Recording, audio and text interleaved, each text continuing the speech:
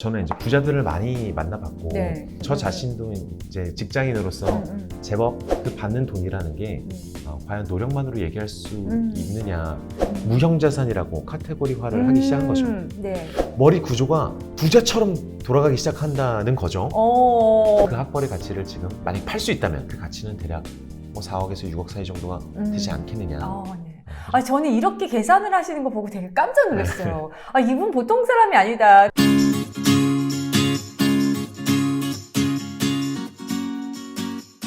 안녕하세요. 안녕하십니까. 반갑습니다. 간단하게 자기소개 좀. 저는 주식회사 두물머리 천영록 대표이고요. 유튜브 채널 줄리어스 천 이웃집 트레이더로 알려져 있는 유튜브 채널로 아시는 분들도 꽤 있으실 거예요. 네. 자산 운용을 한다는, 돈을 불려나간다는 것에서 세계 최고의 혹은 최소한 아시아 최고의 자산 운용 업을 하고 싶은 사람이라고 생각해 주시면 좋겠습니다. 미래에셋 박현주 회장님 같은 일을 하시는 거라고 이해하면 되나요? 네, 그런데 그것에 훨씬 현대판으로 접근을 하고 있는 거죠. 박현주 회장님이 10년, 20년 전에 하시던 방식이 21세기에는 훨씬 더 세련된, 첨단화된 방식으로 될 수 있지 않을까. 막 AI가 들어가고. 그렇죠. 각 개인에게 더 맞춤화를 해주고 뭐 데이터도 활용하고 기술도 활용하지만 무엇보다 철학을 정립해서 기술과 섞어서 일반인들에게 제공해주는 것이 저의 목표입니다. 네. 어려운 말씀을 하시는 분이시잖아요. 왜냐면 선물 옵션은 저는 전혀 모르는 데니까. 근데 그 영상 있잖아요. 30대가 돈을 모으는 그거. 네네, 한 10가지. 10가지 방법. 네. 그 정확히 뭐죠, 제목이? 30대가 저도 제목이 안 나요.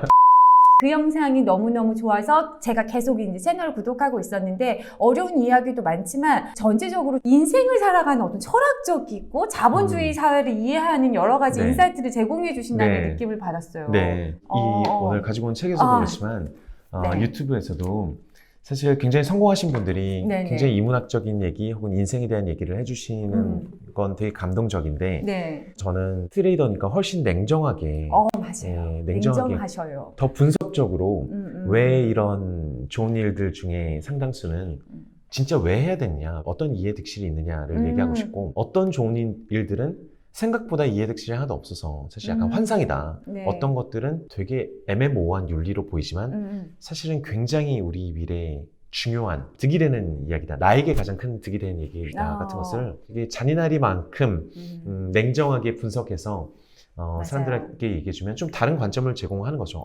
이렇게 얘기할 수도 있구나. 어떤 마음으로 쓰셨어요? 책은요?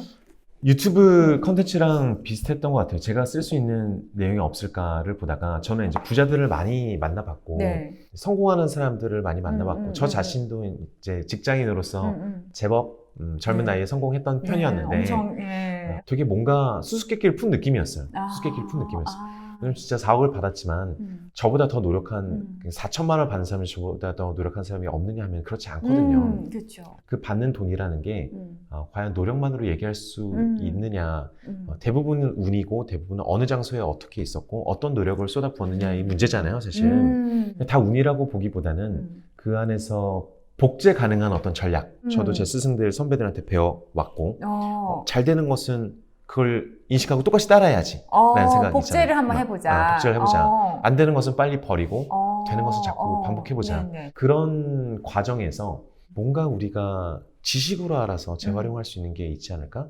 라는 관점으로 접근했어요. 그래서 사실 저보다 훨씬 뛰어난 기업가나 창업자나 아니면 성공하신 분들이 굉장히 많지만 그분들은 결론만 얘기하시는, 저는 이제 치열하게 하나하나 이것을 분석하다 보니까 어떤 결론에 도달을 했느냐 하면은 이제 처음에는 돈 얘기로 시작했어요. 돈과 관련된 모든 영역에서 다 쪼개고 생산성, 효율성을 다 쪼개고 돈의 의미를 다 하나하나 리스트업 할 수 있다. 재무제표처럼 다 쌓을 수 있다 였는데 하다 보니까 어쩔 수 없이 애매모호한 영역으로 넘어간 게 있더라고요.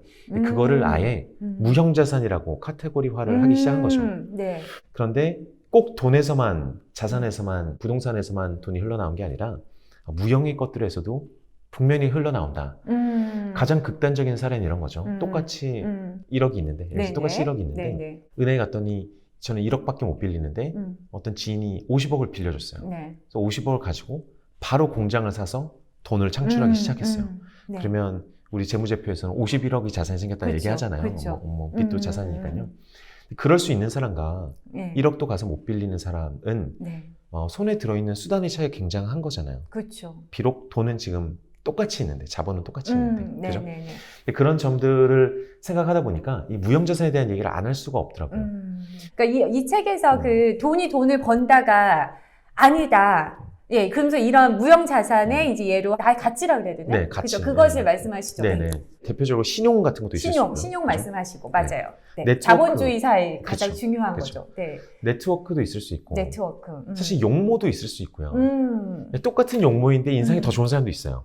그렇죠. 그죠? 인상이 좋은 사람이 있죠. 그죠? 그죠? 예. 근데 그게 그러면 그러면 결과적인 돈으로 차이가 나느냐.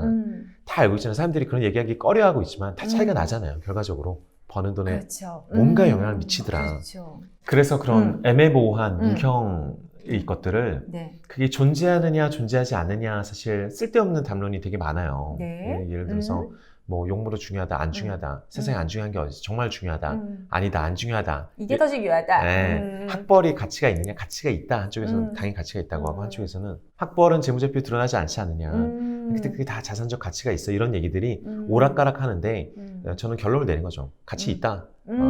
가격도 있다. 오, 가격도 있다. 네. 심지어 낸 비용도 있고 그게 자산으로 비교를 하자면 부동산처럼 나중에 가져다 줄 자금을 현금 흐름을 다 죄다 땡겨서 지금 계산할 수도 있는 것 아닌가.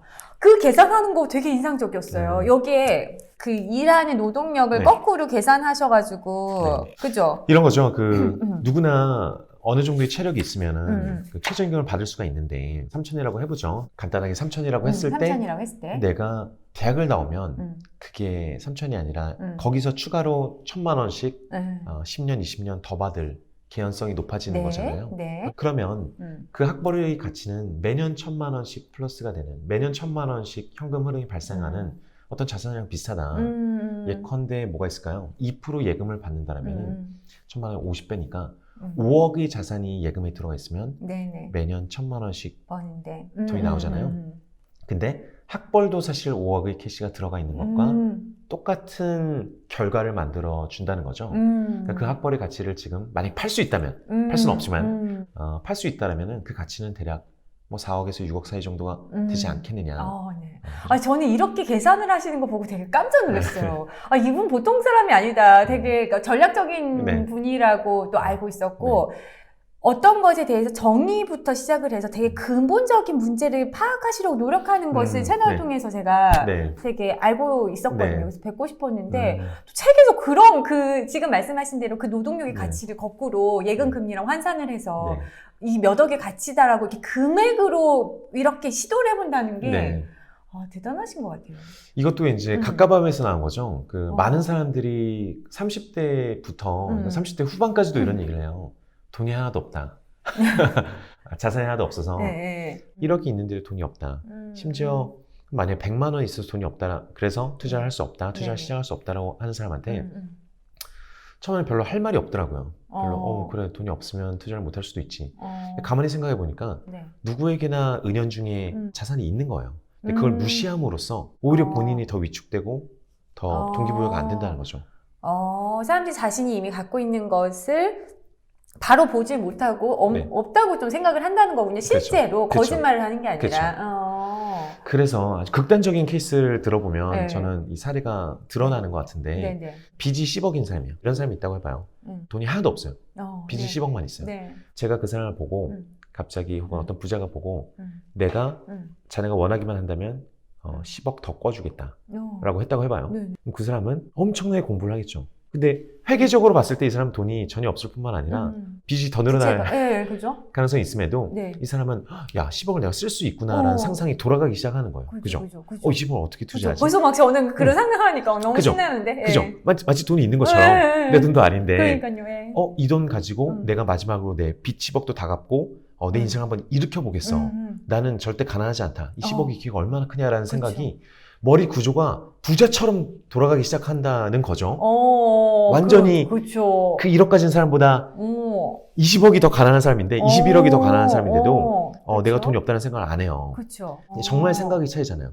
생각보다 사람들이 가난하지 않다. 무형자산을 얘기하는 이유 중에 하나는 예를 들어서 토스 이승건 대표님은 몇 천억을 빌리게 됐고 김봉진 대표님도 몇 천억을 빌리게 됐잖아요. 네네.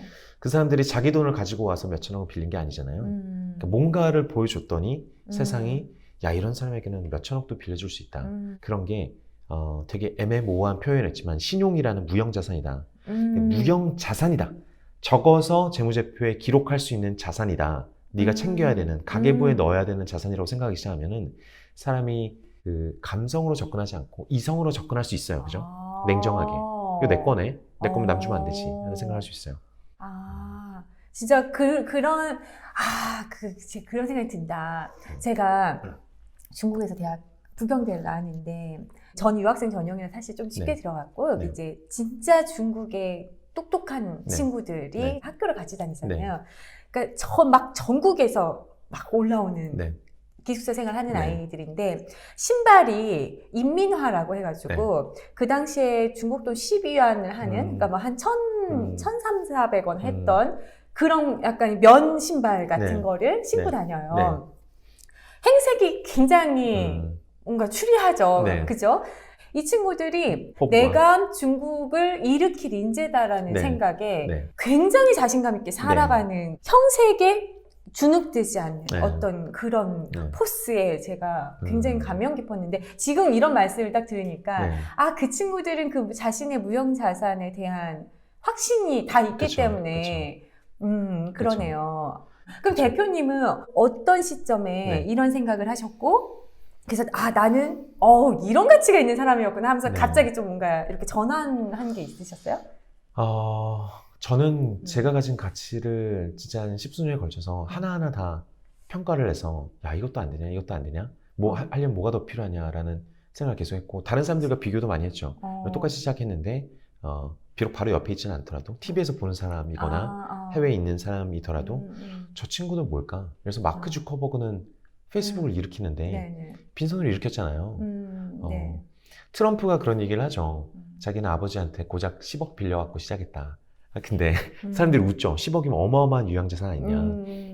근데 그분이 결국 일으킨 거에 비하면 몇 천억을 번 것에 비하면은 10억은 사실 굉장히 빈손이나 다름없었잖아요. 하지만 10억 가지고 몇 천억을 몇백 배를 만들어낼 수 있는 사람 세상에 몇 명 없잖아요.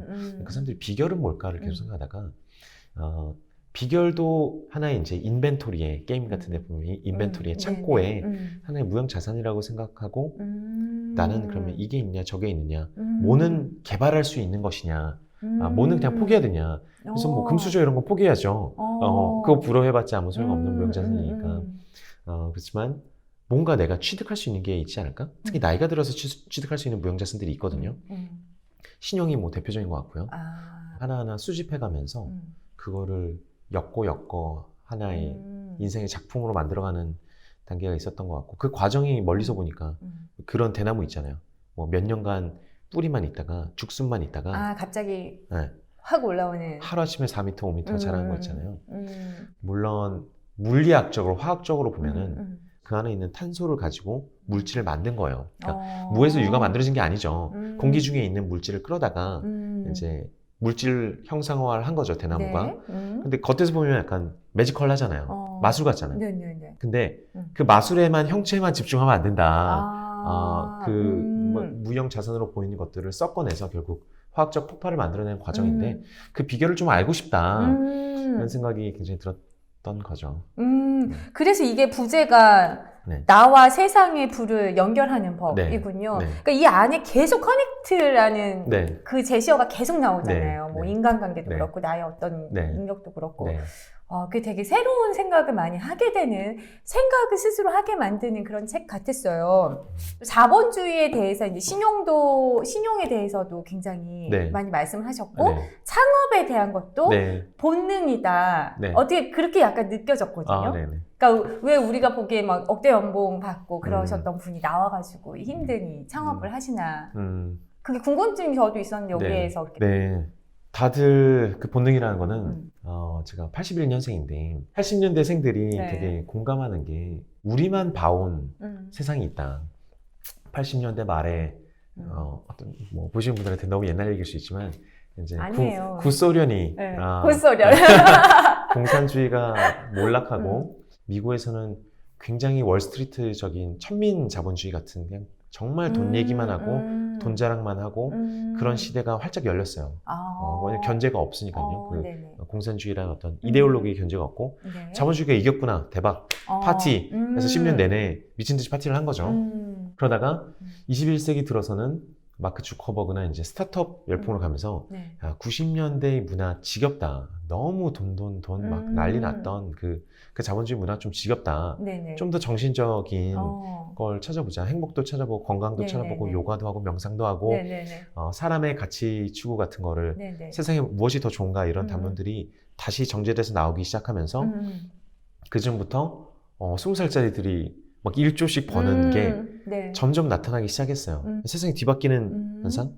예전에는 좋은 대학 나와서 좋은 코스라는 게 다 결정돼 있던 삶에서 그렇죠. 80년대생들이 목격한 삶은, 예. 목격한 삶은 어른들이 하는 얘기가 아니라 내 안에 있던 양심, 내 안에 있던 진실을 쫓아가더라도 먹고 살 길이 있고 기존 질서만 쳐다보는 게 아니라 우리는 우리만의 방식이 있고 우리만의 속도로 뭔가를 컨트롤할 수 있고 진리도 추구하고 우리 양심도 추구하고 우리 개성도 추구하고 있고 네네. 자신감이 있다라는 어떤 전 세계적인 공감대가 있었던 것 같아요. 그러니까 90년대생들과 굉장히 다른 것을 목격하고 살아온 거죠. 그게 우리 무형자산이고. 그래서 그때 약간 네. 창업이 약간 본능이다라고 얘기하는 게 네, 창업. 네. 제 생각에는 지금 90년대들은 80년대도 마찬가지예요. 인생에 네. 앞으로 최소한 3번 정도의 사업에는 연루될 거예요. 그게 최소한 뭐 평균 3번의 사업에 연류가 될 것이다. 네, 연루가 될 거. 이렇게 연류가 된다는 거는 왜 그런 표현인 건가요? 왜냐면 자기가 꼭 사업을 차리지 않더라도 제 친구가 차리는데 같이 넘버 2, 넘버 3 혹은 투자로 접근할 수 있고 그러니까 자기가 사업하는 것과 다름없는 어느 정도의 어떤 인볼브를 하게 될 것이에요. 최소한 3번은. 최소한 3번이라는 거는 평균 8번, 10번 정도는 저도 진짜 한 4번쯤 된 것 같네요. 이 벌써, 유튜브가. 네. 누구나 10번 정도의 사업을 하게 될 것인데 평균적으로 그걸 알아요. 보고 있으면 다 압니다. 선배들 중에 제일 잘 나갔던 사람들이 나가서 사업하는 거 보고 그 사업하다 잘 된 사람은 굉장히 여러 사업을 하고 있는 걸 보고 사회이사 7개를 하고 막 그런 식으로 엔젤 투자 활동을 하고 있는 것이 눈에 보이니까.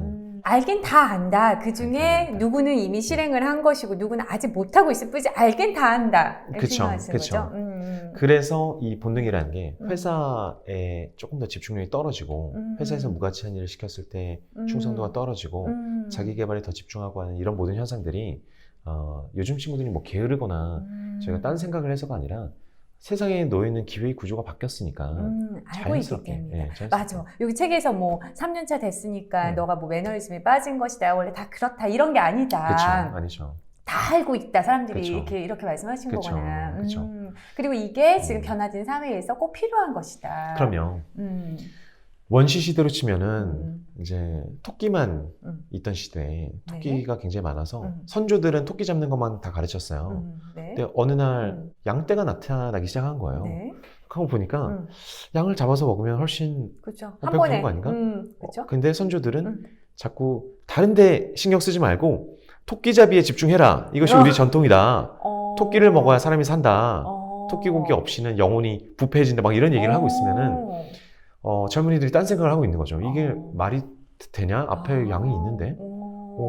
내 생각에는 그중에 이제 혁신가들은 내 생각에는 10년, 20년 후에는 토끼 없이 양만 먹고 사는 시대가 열리는 거 아니야? 라고 얘기하는데 그런 사람들은 처음에 야단 맞다가 그러면 불악에서 쫓겨나서 혼자 양을 잡아서 먹고 살기 시작하니까 더 잘 살아. 너무 맛있고 너무 편하고 너무 생산성이 남고 친구들이 한 명씩 떠나오기 시작하고 새로운 트라이브가 만들어지는 거죠. 야, 새로운 먹거리가 있다. 왜 저 토끼 떨어져 갔는데 토끼만 먹고 사냐. 그게 모든 세대가 겪는, 몇천 년 전부터 모든 세대가 겪는 현상이지만 반복되어 현실이다. 네. 지금은 특히 더 가파르게 유튜브나 디지털화 깊게 들어가면 대기업들이 스타트업에게 가장 주요한 업무들을 외주를 주는 태스크포스로서 가장 큰 기획단들을 외주를 줘서 차라리 인수를 하고 많은 이런 현상들로 인해서 대기업들은 점점 작아질 거예요. 그러니까 우선 인력들이 밖에 더 많으니까. 그죠? 삼성전자 내에서 김봉진 한 명을 키우는 것보다 김봉진을 사오는 것이 1조 주고 사오는 것이 훨씬 빠르다. 1조를 투자해서 김봉진을 키우려는 노력보다 그런 것 때문에 점점 구조가 많이 바뀌겠죠. 그런 시대에 이제 3년차 직장인들이 하는 고민들은 그런 사회환경과 굉장히 연결되어 있다. 그래서 그런 것이기 때문에 나는 창업을 한 것이다. 트레이더가 돼야겠다고 꿈을 잡고 트레이더가 뭔지도 몰랐어요. 저는 진짜 목숨 걸었다는 이거에 게 나 이거 하기 위해 태어났고 해외 투자를 왜 꼭 해야 하나요? 중국이 됐건 거대 기업에서 갑자기 중요한 사건이 딱 터졌을 때 대주주를 딱 소집하면 항상 한국 사람이 딱 껴있는. 너무 대단하다. 그쵸? 이런 생각 대단하시다. 천영록은 저 사람 오른팔이야라기보다 천영록은 오른팔로서 상당한 에이스다. 그게 내 평판이 될 것이고